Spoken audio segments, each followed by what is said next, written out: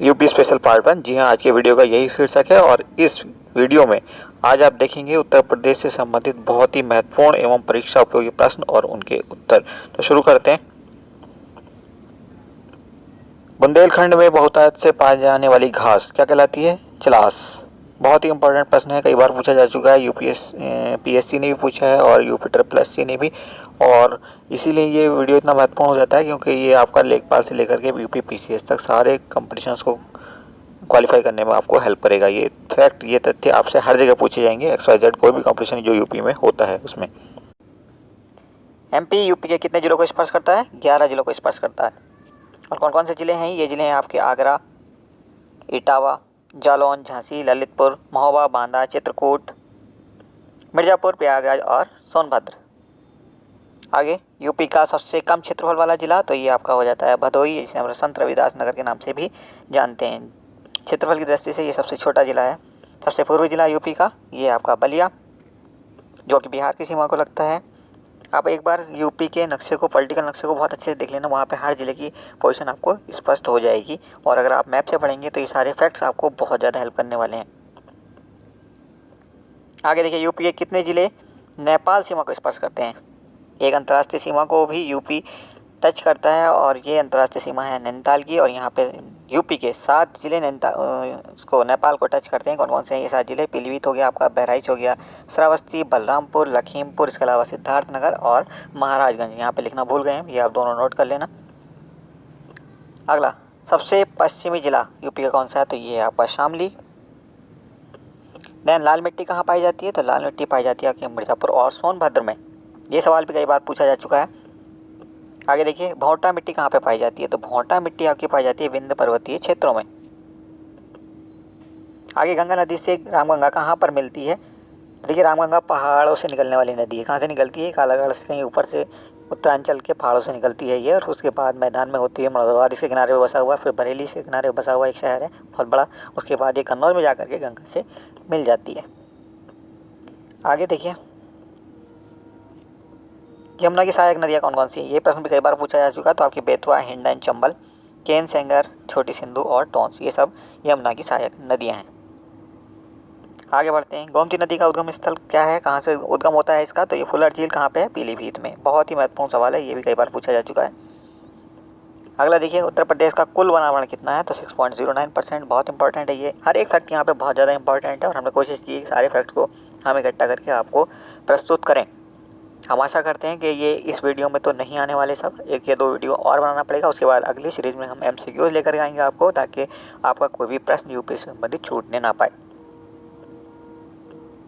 तो हमें मोटिवेट करने के लिए आपको वीडियो को लाइक और सब्सक्राइब ज़रूर करना चाहिए, शेयर करना चाहिए लोगों के साथ, ताकि हम मोटिवेट हो सकें, आपको बेस्ट दे सकें अपना। आगे देखिए, उत्तर प्रदेश का कुल वृक्षावरण वाला क्षेत्र तो 3.08%। ये भी बहुत महत्वपूर्ण फैक्ट है। आगे, सर्वाधिक सघन वन क्षेत्र कहाँ का है? तो लखीमपुर खीरी में है ये सर्वाधिक सघन वन क्षेत्र। इसके अलावा उत्तर प्रदेश का सबसे बड़ा पक्षी विहार कौन सा है? तो ये लाख बहोसी पक्षी विहार कन्नौज में है। आगे बढ़ते हैं। उत्तर प्रदेश का सबसे पुराना पक्षी विहार कौन सा है? तो इसे हम नवाबगंज पक्षी विहार के नाम से जानते हैं, और ये है कहाँ पे? ये आपका है उन्नाव में। अब इसका नाम बदल दिया गया है। क्या नाम है इसका नया नाम? चंद्रशेखर आज़ाद नवाबगंज पक्षी विहार। क्लियर। नेक्स्ट देखिए, उत्तर प्रदेश में चिड़ियाघर कितने हैं? तो 3 चिड़ियाघर हैं, लखनऊ में है, कानपुर में और गोरखपुर में आपका।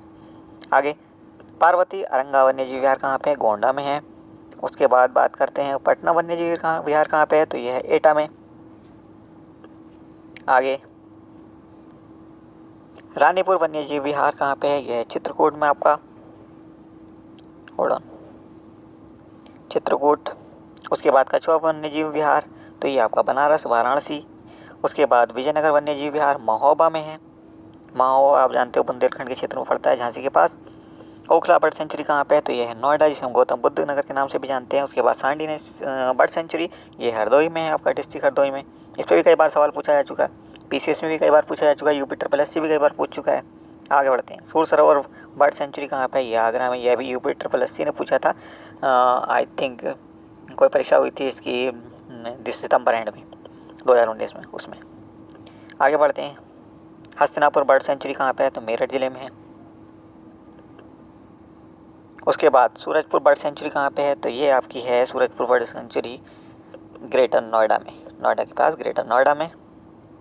उसके बाद कतरनिया घाट वन्यजीव विहार कहाँ पे है, यह धामपुर में, और ये धामपुर कौन सा वाला है, ये बहराइच डिस्ट्रिक्ट वाला है। इसके अलावा बिजनौर डिस्ट्रिक्ट में भी एक धामपुर है, हम उसकी बात यहाँ नहीं कर रहे हैं। क्लियर, आगे बढ़ते हैं। कैमूर वन्यजीव विहार रॉबर्ट्सगंज में। उसके बाद सरसाई बर्ड सेंचुरी इटावा में, समस्तपुर बर्ड सेंचुरी रायबरेली में, शेखा बर्ड सेंचुरी अलीगढ़ में, रामन बर्ड सेंचुरी मैनपुरी में। आगे देखिए बखीरा बर्ड सेंचुरी संत कबीर नगर में। संत कबीर नगर का दूसरा नाम क्या है, आप बताइए कमेंट बॉक्स में कमेंट करके। Dudhwa national park Lakhimpur Kheri. उसके बाद पीलीभीत टाइगर रिजर्व कहाँ पे है, पीलीभीत में है। नेशनल चंबल सेंचुरी कहाँ पे है, तो ये नेशनल चंबल सेंचुरी जो है ये 3 कहना चाहिए स्टेट से मिलकर बनी है, 3 स्टेट्स में ये फैली हुई है ऐसा कह सकते हैं। और इसमें यूपी के 2 ज़िले शामिल होते हैं, one is Agra, other one is Etawah. Clear. और ये किस किस लिए फेमस है, ये 3 चीज़ों के लिए फेमस है। एक तो इसमें घड़ियाल का है, घड़ियाल रिजर्व है ये। दूसरा ये यहाँ पे जो है आपका रिवर डॉल्फिन जिसे हम गंगेटिक डॉल्फिन भी कहते हैं उसका भी ये घर है। और तीसरा यहाँ पे रेड हेड टॉर्टोइस कछुए, लाल सिर वाले कछुए यहाँ पे पाए जाते हैं। 3 विशेषताएं हैं इस चंबल सेंचुरी की, और 3 ही स्टेट के साथ ही अपनी बाउंड्री शेयर करती है। आगे चलते हैं। सुरहताल पक्षी विहार कहाँ पे है, तो ये है आपका बलिया में। अब देखिए Chambal national wild life sanctuaries की हम अभी बात कर रहे थे, तो 3 स्टेट के साथ बाउंड्री शेयर करती है, राजस्थान के साथ, एमपी के साथ और यूपी के साथ। यूपी के हमने 2 जिले बता दिए जो इसके साथ बाउंड्री शेयर करते हैं। आगे बढ़ते हैं। सोहागी बरवा सेंचुरी कहाँ पे है, महाराजगंज में। उसके बाद Kishanpur wild life sanctuary Dudhwa tiger reserve का एक हिस्सा है, कहाँ पे है, ये लखीमपुर खीरी में है। आगे बढ़ते हैं। Mahavir Swami wild life sanctuary Lalitpur में है। आगे सोना नदी wild life sanctuary Ramnagar Uttarakhand में है, तो इसको आप छोड़ दीजिए, उत्तराखंड का तथ्य यहाँ पे आ गया, चाहो तो याद कर सकते हो, कोई दिक्कत नहीं है। आगे Chandraprabha wild life sanctuary Chandauli में है। चंदौली आप जानते हो बिहार बॉर्डर पर है, बलिया के पास। आगे बढ़ते हैं। रानीपुर वन्यजीव विहार स्थित है कहाँ, चित्रकूट में। राज्य की एकमात्र अफीम फैक्ट्री कहाँ पे है, गाजीपुर में है। और गाजीपुर में एक चीज़ और है, रेल ट्रेनिंग इंस्टीट्यूट है वहाँ पे, ये भी बहुत फेमस है। और इसी साल अभी बीईओ में या आरओ में कहीं पे पूछा गया था, अभी 2-3 महीने पहले ही। आगे देखिए बहुत ही इंपॉर्टेंट फैक्ट है, पान प्रशिक्षण एवं प्रयोग केंद्र कहाँ पे है, तो महोबा अकेला डिस्ट्रिक्ट है उत्तर प्रदेश का, जहाँ पे पान की खेती होती है और जो पान के लिए फेमस है। आगे देखिए उत्तर प्रदेश में पुष्प इत्र बनाया जाता है कहाँ पे, कन्नौज में बनाया जाता है, कन्नौज इस इत्र के लिए फेमस होता है। उसके बाद उत्तर प्रदेश का प्रथम दुग्ध संघ कहाँ पे है, तो ये लखनऊ में बना था, इस पर भी कई बार सवाल पूछा जा चुका है। आगे देखिए उत्तर प्रदेश की प्रथम विधानसभा का गठन कब हुआ था, तो 8 मार्च 1952 को हुआ था। उत्तर प्रदेश में एक जनपद एक योजना की शुरुआत कब हुई थी, तो 24 जनवरी 2018 को हुई थी। क्षेम कला देवी मंदिर कहाँ पर स्थित है, तो ये कन्नौज में है। उसके बाद उत्तर प्रदेश के वर्तमान लोकायुक्त कौन है, तो ये है जस्टिस संजय मिश्रा, इस पर सवाल पूछा जा सकता है। आगे देखिए उत्तर प्रदेश में उच्च न्यायालय की स्थापना कब हुई थी, तो सबसे पहले हुई थी 1866 में आगरा में, लेकिन 3 साल बाद इसको इलाहाबाद में शिफ्ट कर दिया गया था। आगे बढ़ते हैं। उत्तर प्रदेश के कितने ज़िले बिहार को टच करते हैं, तो 7 जिले बिहार को टच करते हैं। कौन कौन से हैं ये, आपका सोनभद्र है, गाजीपुर है, चंदौली, बलिया, देवरिया, कुशीनगर और महाराजगंज। याद कर लेना, इनमें से कोई फैक्ट आपसे पूछा जा सकता है किसी परीक्षा में। आगे उत्तर प्रदेश के कितने ज़िले उत्तराखंड को टच करते हैं, 7 जिले, सहारनपुर, मुजफ्फरनगर, बिजनौर, मुरादाबाद, रामपुर, बरेली और पीलीभीत। आगे उत्तर प्रदेश के कितने ज़िले हरियाणा बॉर्डर को स्पर्श करते हैं, तो 6 जिले हैं ये। अगला फैक्ट क्या है, सहारनपुर, शामली, बागपत, गौतम बुद्ध नगर, अलीगढ़, मथुरा यूपी के कितने ज़िले राजस्थान को टच करते हैं, तो सिर्फ 2 जिले। कौन कौन से, मथुरा और आगरा। आगे उत्तर प्रदेश के कितने ज़िले झारखंड की सीमा को स्पर्श करते हैं, तो सिर्फ 1 जिला जो झारखंड की सीमा को स्पर्श करता है। और सोनभद्र एकमात्र जिला यूपी का जो 4 स्टेट को स्पर्श करता है। कौन कौन से 4 स्टेट हैं, आप कमेंट बॉक्स में कमेंट करके बताइए, अदरवाइज वीडियो पूरा देखिए, हम आपको आगे इसका उत्तर देने वाले हैं। आगे देखिए उत्तर प्रदेश के कितने जिले छत्तीसगढ़ की सीमा को स्पर्श करते हैं, तो एकमात्र जिला है सोनभद्र। दैन उत्तर प्रदेश के कितने जिले हिमाचल प्रदेश की सीमा को टच करते हैं, तो ये आपका एकमात्र जिला सहारनपुर। फिर यूपी की सीमा स्पर्श करती है कितने राज्यों को, 8 राज्यों को स्पर्श करती है और एक इंटरनेशनल बॉर्डर है। इसके अलावा एक केंद्र शासित क्षेत्र जिसे हम दिल्ली के नाम से जानते हैं वो भी हमारा पड़ोसी है उसको भी हमारी सीमा टच करती है। अगला फैक्ट देखिए, उत्तराखंड, हिमाचल प्रदेश, हरियाणा, दिल्ली, राजस्थान, मध्य प्रदेश, छत्तीसगढ़, झारखंड, नेपाल और बिहार, ये हमारी सीमाएं हैं जिनको उत्तर प्रदेश टच करता है। अगला फैक्ट, उत्तर प्रदेश में कुष्ठ रोग संस्थान कहाँ पे है, तो ये आगरा में है। पूरा नाम क्या है इसका, national institute of leprosy and mycobacterial disease, Agra में। उत्तर प्रदेश में दिया सलाई उद्योग का केंद्र कौन सा है, बरेली। और बरेली किस नदी के किनारे पे है, थोड़ी देर पहले हमने आपको बताया था। आप कमेंट बॉक्स में कमेंट करके फटाफट बताइए, देखते हैं आपको कितना याद हुआ। अगला फैक्ट देखिए, ऑपरेशन ग्रीन उत्तर प्रदेश में कब प्रारंभ हुआ, 2001 से प्रारंभ हुआ था। अगला प्रश्न, उत्तर प्रदेश का सबसे बड़ा जनजातीय समूह क्या है, गोंड। फिर बजहर नामक पर्व कहाँ पर मनाया जाता है, थारू जनजाति द्वारा मनाया जाता है। अगला प्रश्न, पीतल उद्योग का प्रसिद्ध केंद्र कौन सा है, तो ये है मुरादाबाद। इसे पीतल नगरी के नाम से जाना जाता है और बार बार इस पर प्रश्न आता है। अगला प्रश्न देखिए, अगला फैक्ट, मार मिट्टी उत्तर प्रदेश के किस क्षेत्र में पाई जाती है, बुंदेलखंड क्षेत्र में। उत्तर प्रदेश के 5 सर्वाधिक जनसंख्या घनत्व वाले जिले कौन कौन से हैं। देखिए, सर्वाधिक जनसंख्या घनत्व आपका हो जाता है गाजियाबाद में, उसके बाद बनारस, देन लखनऊ, देन कानपुर। राहुल लाल लोक नृत्य उत्तर प्रदेश के किस क्षेत्र में प्रचलित है, तो यह बुंदेलखंड में। उत्तर प्रदेश का मैनचेस्टर किसको कहा जाता है, कानपुर जिले को, कानपुर शहर को, सॉरी। क्यों, क्योंकि यहाँ पे कपड़े का काम बड़े पैमाने पर होता है। अगला फैक्ट, उत्तर प्रदेश के किस जिले में देश के पहले पुलिस संग्रहालय की स्थापना की गई है, तो ये की गई है गाजियाबाद में। उसके बाद राजीव गांधी पेट्रोलियम प्रौद्योगिकी संस्थान, Rajiv Gandhi petroleum technology institute, ये है आपका रायबरेली में। उसके बाद प्रसिद्ध अटाला मस्जिद कहाँ पे है, तो यह है जौनपुर में। किसने बनाई थी, कमेंट बॉक्स में कमेंट करके बताइए। ये पूछा जा चुका है अभी रिसेंटली, तो 3 कंपटीशन में आया है। भारतीय चरागाह एवं चारा अनुसंधान संस्थान कहाँ पर है, झांसी, बहुत ही इंपॉर्टेंट है। अगला फैक्ट देखिए, उत्तर प्रदेश का पहला उर्दू अखबार कौन सा है, तो सरदुल अखबार है। 1848 से प्रारंभ हुआ था ये। गणेश शंकर विद्यार्थी पुरस्कार किस क्षेत्र में दिया जाता है, तो ये पत्रकारिता के क्षेत्र में दिया जाता है। आप जानते हैं गणेश शंकर विद्यार्थी हमारे जाने माने स्वतंत्रता संग्रामी थे, स्वतंत्रता संग्राम सेनानी थे, जिन्होंने अपनी जान दे दी थी कानपुर में एक दंगे में। उस दंगे को रोकना चाहते थे वो, और इसी में किसी दंगाई ने उनको मार दिया। आगे बढ़ते हैं, उत्तर प्रदेश के पूर्वी आर्थिक क्षेत्र में कितने जिले शामिल हैं, तो ये हैं आपके 20 जिले। आगे बात करते हैं, उत्तर प्रदेश में आर्मी एविएशन सेंटर कहाँ पे है, तो ये है आपका झांसी में, आर्मी एविएशन सेंटर। अगला फैक्ट, उत्तर प्रदेश में भीमराव अंबेडकर पक्षी विहार कहाँ पर है, गोंडा में। पुराना नाम इसका क्या है, बेंती पक्षी विहार, याद रखिएगा। उत्तर प्रदेश की सबसे पुरानी नहर पूर्वी यमुना नहर है, जिसे बनवाया किसने था, 1631 में शाहजहां ने बनवाया था। और सबसे बड़ी नहर कौन सी है, चलिए कमेंट बॉक्स में कमेंट करके बताइए, अदरवाइज वीडियो पूरा देखिए, आपको इसका आंसर भी मिल जाएगा। उत्तर प्रदेश में नहरों की सर्वाधिक लंबाई कहाँ पर है, रायबरेली में। उसके बाद उत्तर प्रदेश में ग्रामीण शिशु का लिंगानुपात क्या है, तो 906 है।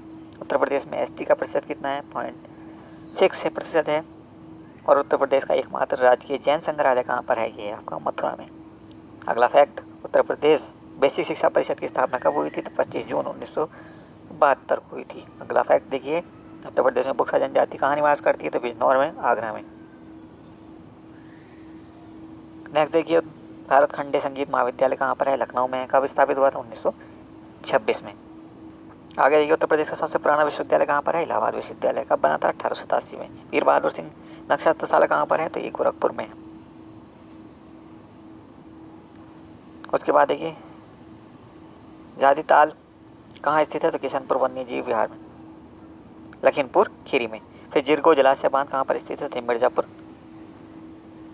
उसके बाद बकुलाई नदी का उद्गम स्थल कौन सा है, तो ये भरतपुर झील, रायबरेली में, वहाँ से निकलती है बकुलाई नदी। उसके बाद उत्तर प्रदेश में बलुई मिट्टी के नीचे के ऊंचे टीलों का स्थान, ये नाम क्या है, भूड़। उत्तर प्रदेश में सोनाकर पहाड़ी कहाँ पर स्थित है, तो मिर्जापुर और सोनभद्र जिलों में है।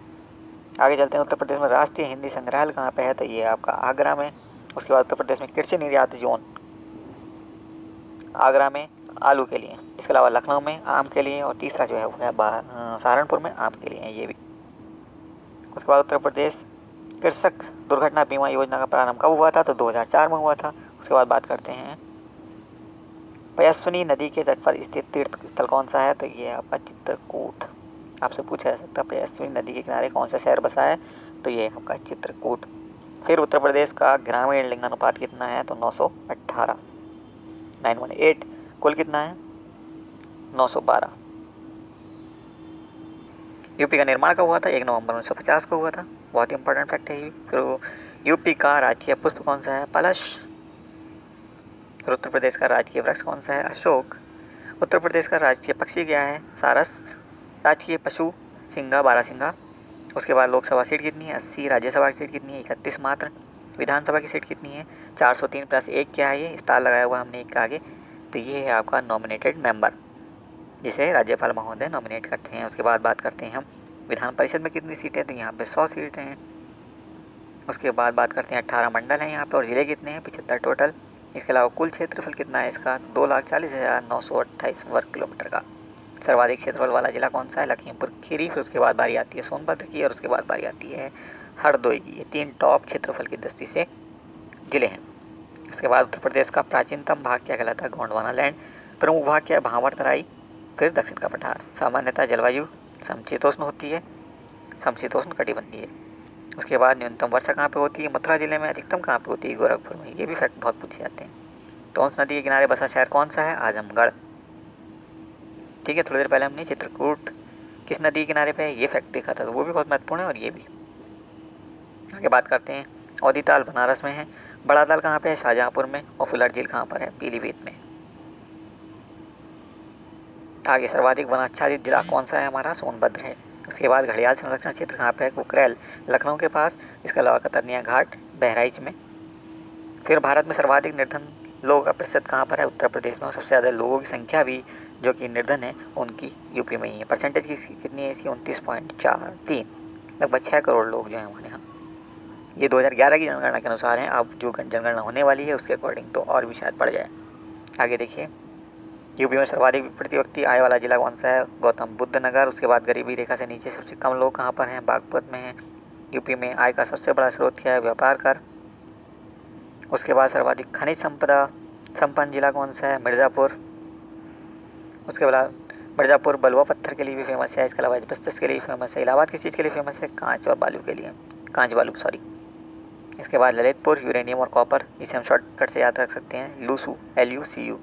L4 Lalitpur, U4 uranium, C4 copper. CU मतलब कॉपर के लिए आया है, तो बाद में हमने U छोटा बनाया जैसे कि कॉपर के सिंबल में होता है, कैपिटल C और उसके साथ स्मॉल U।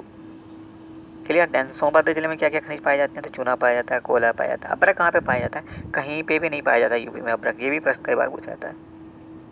चलिए आगे बात करते हैं, संस्थानों की बात कर लेते हैं कुछ। भारत इलेक्ट्रॉनिक्स लिमिटेड कहाँ पर है? गाजियाबाद में है। उसके बाद हिंदुस्तान एल्यूमिनियम कॉर्पोरेशन कहाँ पर है? रेणुकूट में है। हिंडाल्को का ये प्लांट है। कौन सा जिला है ये? मिर्ज़ापुर। भारतीय कालीन उद्योग कहाँ पर है? तो ये भदोही में है। ट्रांसफार्मर फैक्ट्री कहाँ पर है? झांसी में है। गैसोलाइट पायलट परियोजना कहाँ पर चल रही है? तो आंवला में चल रही है। मिट्टी खिलौना कहाँ पे बनते हैं? आगरा में बनते हैं।